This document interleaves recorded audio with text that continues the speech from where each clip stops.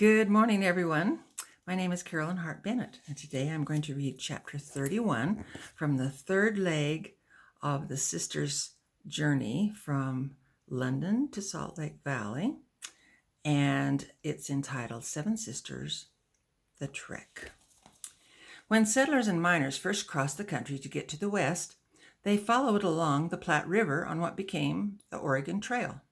When the Mormons were forced out of Missouri and Illinois and decided to go to the Salt Lake Valley for a refuge from religious persecution, they felt they could avoid many problems if they traveled north of the Platte River and forged their own trail. This way, they would escape any possible confrontation with traveling Gentile companies, and they would have a better chance of finding grass and water for their cattle along the way. Both trails were well worn. Many thousands of Mormon pioneers had trekked the plains since Brigham Young first led the Vanguard Company, which made it much easier for the companies that followed. They built bridges and made hundreds of miles of road. Along the trail were many campsites that had been used again and again.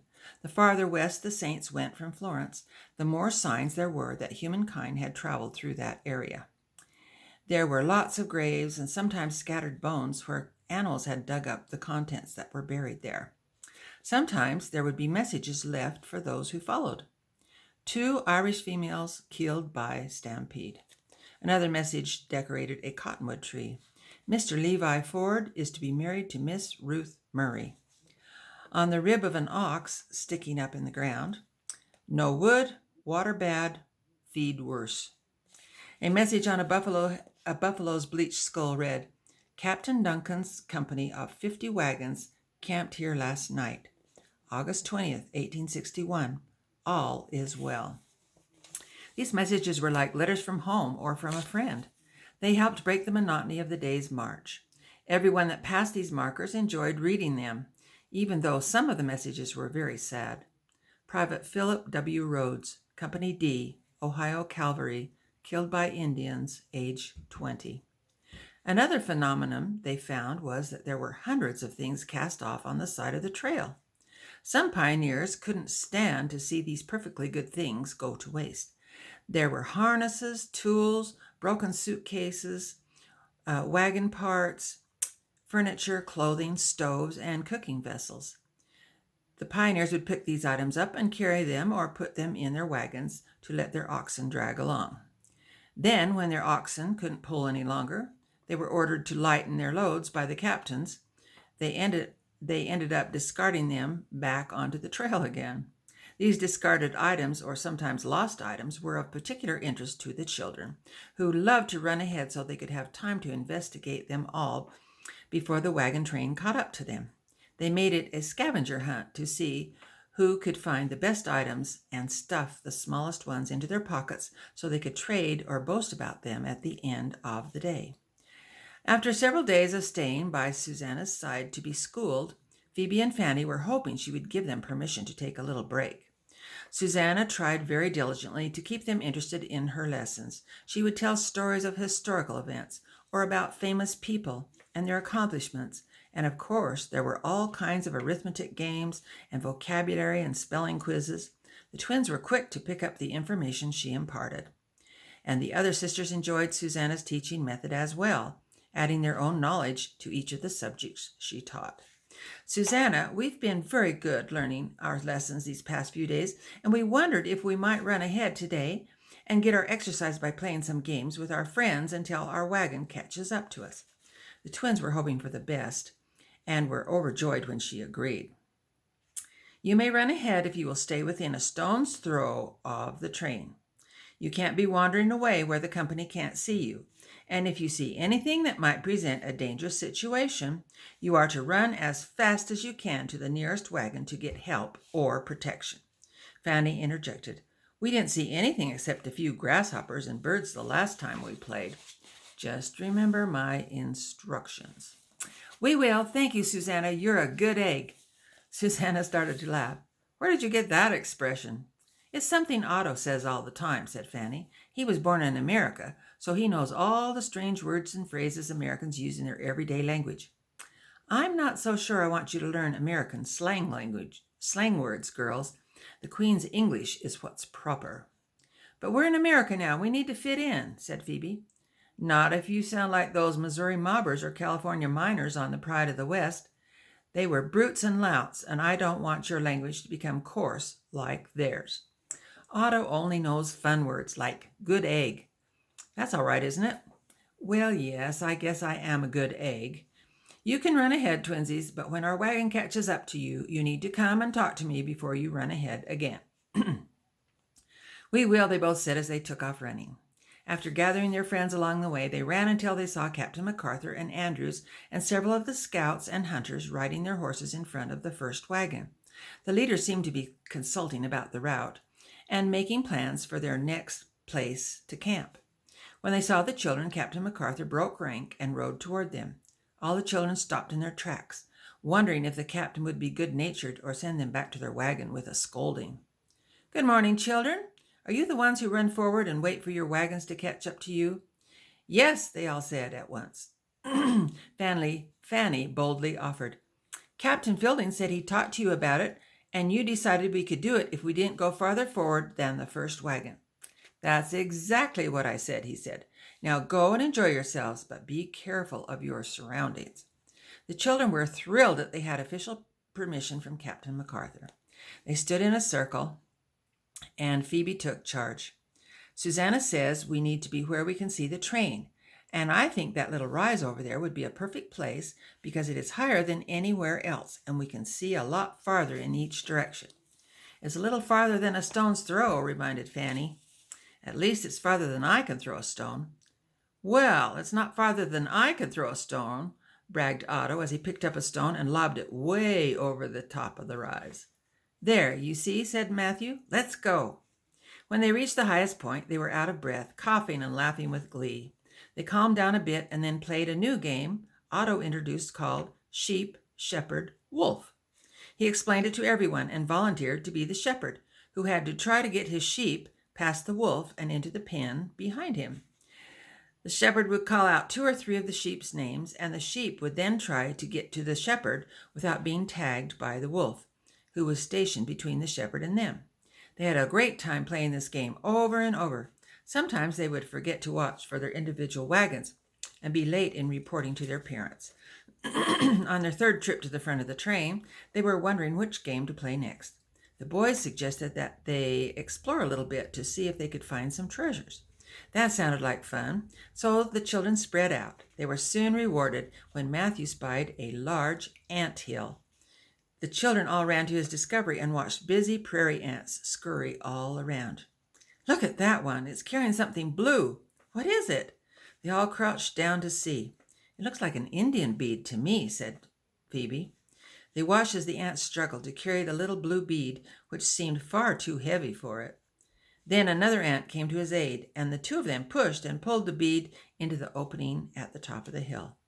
It's incredible that they can carry something so much bigger than themselves. Can you see any more beads?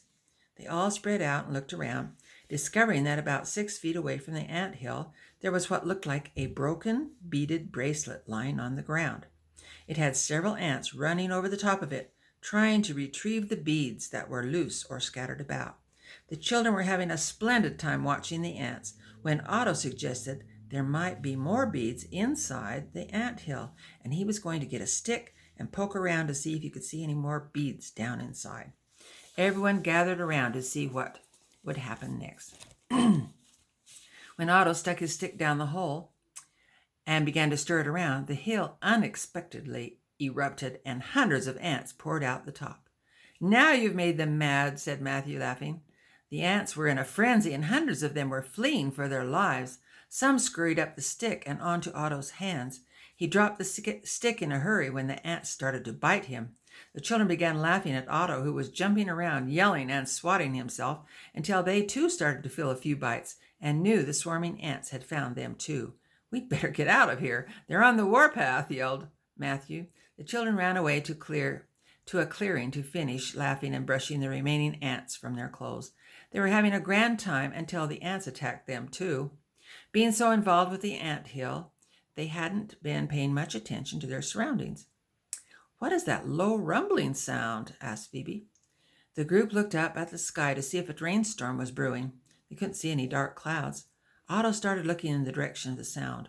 All he could see was a speck of dust in the distance, moving toward them from a southerly direction.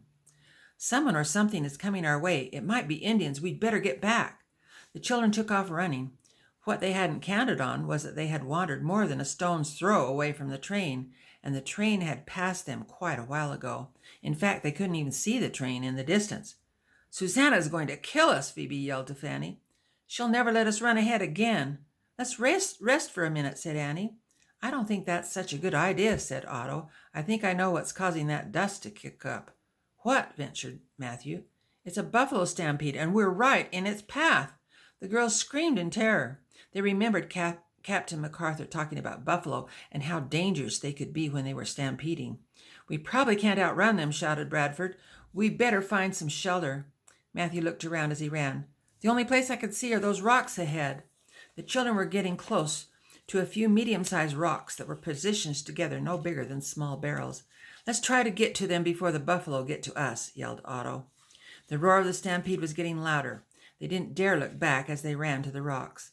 Each crouched down behind the biggest one they could find and tried to get into the smallest ball they could and covered their heads with their arms. Phoebe and Fanny found two rocks that were positioned together and got down behind them with their backs to the rocks. The anticipation of the buffalo reaching them caused them fear beyond belief. "Keep down, everyone," yelled Otto, who was having a hard time making himself small enough to fit behind the rock he had chosen. It was too late to try to change rocks. This one would have to do. "Pray, everyone," yelled Matthew. Nobody needed to be told to pray. Prayers were already going skyward with earnest pleadings and tears. Phoebe was just sick that she and Fanny hadn't obeyed Susanna by staying close to the train. Now their lives were in danger, and she knew their foolhardiness had finally caught up with them. "I'm sorry for getting us into this muddle, Fanny. No, it's my fault. I didn't insist we go back. We can't blame ourselves. We don't have time to do that. We need to keep praying." They both resumed praying loudly. Then Phoebe couldn't contain her curiosity any longer and peeked up over her rock. What she saw sent terror through her being. There was a black ocean of buffalo running straight toward their hiding place, seeming to be led by one very large buffalo. Their enormous heads were frozen in place, turning neither right nor left as they ran toward them. There was no chance the children could escape being trampled to death. The herd would arrive at the rocks in less than 60 seconds. Phoebe suddenly got an idea. "Fanny, hurry, take off your apron," she yelled as she took off her own. Fanny obeyed without question. "Now don't be afraid," Phoebe commanded. "I'm going to count to 3. Then we're going to stand up, close our eyes, turn around, and wave our aprons over our heads and scream as loudly as we can." On the count of 3, they did just that, frantically waving their white aprons above their heads and shrieking at the top of their lungs. This drew Matthew's attention. What on earth were the twins doing? They would surely be killed. The other children were so involved in saying their prayers, feeling the trembling of the earth and hearing the sound of the thundering hoofs. They had no idea what the twins and Matthew were doing. Matthew knew he couldn't hesitate. He unshouldered his always present horn, ran up behind the twins, closed his eyes, and played the cavalry charge as loud as he could. Oh, that's the one to get up. Anyway, you know what I mean, the cavalry charge. As the lead buffalo came bounding toward the rocks, he saw his way was blocked by something he hadn't seen in front of him before. It was a wall of white that was moving, and there were high-pitched noises assaulting his ears. He hesitated a moment and then swerved to the right, and all the buffaloes swerved along with him. They passed within 10 feet of the rocks in their path. The twins continued their waving and screaming, not daring to give up until the last buffalo had changed directions. When they were sure there were no more buffalo coming, they opened their eyes, embraced each other tightly, and yelled to the others, "They passed us by! They passed us by!" "How did that happen?" asked Otto in amazement as he untangled his gangly arms and legs from a ball into a standing position. "We waved our aprons and screamed and yelled." "And I played the cavalry charge," said Matthew proudly. "You did?" said Fanny. "I didn't even hear you." "Me either," agreed Fanny. "Well, whatever you all did, it worked," said Annie. Matthew started to get emotional. "All I know is I want to get back to the wagon train, and my mama." The others didn't dare let on that they were feeling the exact same way Matthew was. They all wanted their mamas, too. Let's run and catch up to our wagon, suggested Bradford. We need to do a couple more things before we go, said Fanny. First, let's thank Heavenly Father for protecting us. The children were jarred to remembrance and fell to their knees. With tears, the children gratefully thanked the Lord for his miraculous protection. And the other thing? Asked Phoebe. Fanny got more serious. I'm a little concerned that your parents and our sister Susanna will never let us run ahead again if we tell them about the buffalo stampede. That is a problem, said Phoebe. Can you all keep this secret? Begged Fanny. Can we say we saw some buffalo? Asked Belva. Sure, if you say you saw them in the distance, which we did at first until they about ran over the top of us. The children laughed and agreed to keep quiet about their close encounter with death. It took them quite a few minutes of running to catch up to the train and find their families. Then hugs abounded. When the twins hugged Susanna on either side, she looked at them in wonder. What's going on with you two? That was kind of a long time you were playing. Yes, said Fanny, we were playing hard and got a little distracted, but we're here now, and aren't you glad to see us? Yes, I am, Twinsy, she said, returning their hugs. The twins were surprised that Susanna hadn't seemed to miss them at all. Just then, Marcus came riding up on his horse. Captain Fielding, we need to talk to you, said Phoebe. Marcus dismounted and walked alongside the three of them, leading his horse and smiling and winking at Susanna. What's on your mind, twinsies? When we were out playing today, we saw some buffalo in the distance. Susanna got concerned, but Marcus took over. The scouts just reported they spotted a huge herd grazing a few miles ahead of us to the south. We'll probably catch up to them sometime tomorrow. We just hope nothing will spook them into stampeding. Phoebe and Fanny's eyes got big, and they looked at each other as if to say, Don't say another word, sister. They silently agreed, remembering their promise to the other children to keep quiet about the details. The Dixie train continued on the trail the next day, and steadily made its way closer to the buffalo herd, which hadn't moved very far from where it stopped after stampeding the day before. The scouts and hunters rode to the highest point on the landscape to get a better view of the thousands of buffalo getting on the plain, grazing on the plain, and watering by the river. They were spread out for miles. On receiving this report, Captain MacArthur instructed the walking men that when the company caught up to the herd, they were to stay close to the oxen to help keep them calm. He also told the captains to ride their horses closer to the train to help keep the wandering buffalo away from the walking saints. The buffalo turned out to be very polite when they joined the wagon train. The twins looked at each other in amazement. Then Fanny spoke to Phoebe under her breath so Susanna couldn't hear. Can you believe the difference in these buffaloes since yesterday? They seem so nice and tame today. But we know differently, don't we? Phoebe whispered through closed teeth.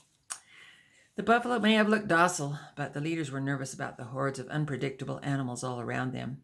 They knew how easy it would be to crush the wagons if the beasts became infuriated. The pioneers and the animals ended up sharing the prairie trail for several miles. Then the buffalo seemed to get bored and started on a steady trot to leave the area and follow their leader to new grazing lands. When they started to move in earnest, the word was passed down the line for the saints to stop and let them go ahead. It took quite a while for them to get past the train. It was now the hunters' turn to take advantage of the situation placed before them. They rode forward at a leisurely pace so the buffalo wouldn't get spooked, and carefully herded several animals away from the rest of the herd in another direction. When the first shot was heard, the company wondered if they would have buffalo for supper or a buffalo stampede. The race was on. Don't let him get away, yelled Captain Andrews, thoroughly disappointed that his shot had only grazed the buffalo's shoulder. Now he furiously spurred the horse to try to catch up. The buffalo had taken off with remarkable speed. The hunters were all riding full bore to try to box the buffalo in for another shot, when it suddenly stopped dead still in its tracks, leaving Captain Andrews' horse to catch up and receive the full brunt of the buffalo's horns in its side, just missing Andrews' leg and ripping open a wide gash. The horse whinnied in pain and fell on his knees with a hideous crash, throwing Captain Andrews over his head. The hunters in front had raced past the action before they realized the buffalo had stopped. Andrews' empty shotgun landed several feet away from where he did. The buffalo bellowed loudly and tossed his head around as he pawed the earth and continued attacking the fallen horse and rider. Andrews quickly shook his head to recover his senses and managed to roll over, grab his gun, and smack the butt of it into the head of the charging buffalo, breaking the stalk. The buffalo wavered but wasn't deterred in the least. Captain Andrews knew the next charge would be fatal. "Captain, catch!" yelled Curly, tossing his shotgun toward Andrews' hands as he returned to the fray. Andrews clumsily caught it, cocked the hammer, and shot a ball into the chest of the charging buffalo in one continuous action. Then he scrambled on all fours away from the staggering buffalo, which straightway plopped down in a heap a few feet from his side, devoid of life. A few seconds later, shots were heard farther ahead as another group of hunters had downed 2 more buffalo.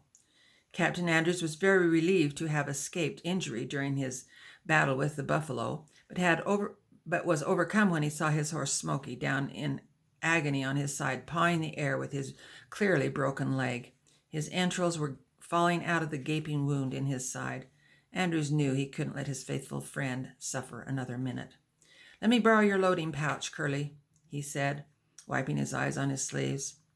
The hunters ahead were jubilant as they began to dress their buffalo, oblivious to Captain Andrews' sad and distasteful task at hand. There was an early stop that afternoon because of the kill, and Caroline, along with all the other women of the camp, was given a generous chunk of buffalo meat, which she did her best to season and get cooking so it would be tender for the sisters' supper in a few hours. Most of the men in camp were assigned to build scaffolds out of willows from the river bank and spread out the rest of the thinly sliced meat on them. As the fires underneath dried one side of the meat, the men would turn it over to let the other side dry. The delicious smell of cooking buffalo meat filled the air throughout the camp. This put everyone in an excellent mood, anticipating something for supper besides biscuits and salty bacon. "This is the sweetest meat I've ever eaten," said Phoebe, smacking her lips and licking her fingers. "It is so, so good," added Fanny. "May I have some more?" "Please, may I have some more," corrected Susanna. "You want some more too, Susanna?" asked Fanny, giggling. "Mind your manners, Fanny. And yes, I want some more too, please." "We've got plenty here," said Caroline. "You can have your fill, and it looks like we'll have enough for tomorrow night too." "You have cooked it to perfection," said Aunt Lucy. "You're getting better and better at your cooking skills." Caroline was more than pleased to finally hear a compliment. Everyone adored the buffalo meat. That is, until about 2 hours later, when they started getting bowel complaint. The fresh meat physicked almost everyone, and all night long they had to make quick trips to their chamber pots or to the sagebrush outside the wagon circle. They almost didn't mind. It was worth it. That's the end of chapter 31. Over and whoop, whoop, whoop, whoop, out.